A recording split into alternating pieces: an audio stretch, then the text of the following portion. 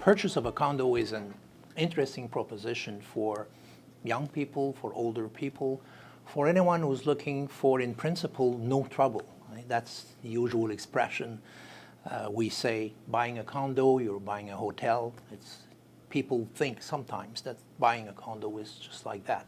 Well, that's not the way it goes. Buying a condo, I would say, is a much more complex proposition, because when somebody buys a unit, that person thinks that he owns everything, but in fact he doesn't own much. You know, he just very often owns thin air in the middle of walls, and other people with what's called a syndicate of ownership owns the rest. So that condo owner will be involved with a lot of other people, dealing with a lot of issues in common with others.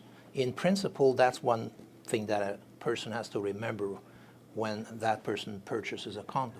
The use of the great utility of using a real estate broker, a professional, is that that person has done it in the past, that person is licensed, that person carries insurance, and that person has a great deal of experience, most often than not, in purchasing condo units. So what the real estate broker does is certain verifications, basic verifications, sometimes very detailed verifications for the purchaser, and sometimes for the vendor, and sometimes for both.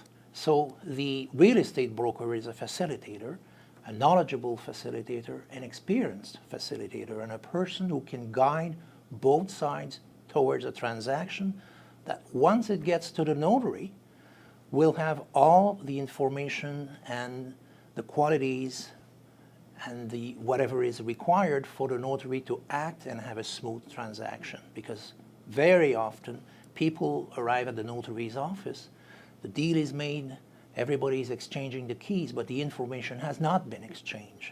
So very often the notary finds himself in a situation where he doesn't have sufficient information to carry the transaction properly. That's what a good real estate broker will do for the purchaser, and as I just said, also sometimes for the vendor or for both.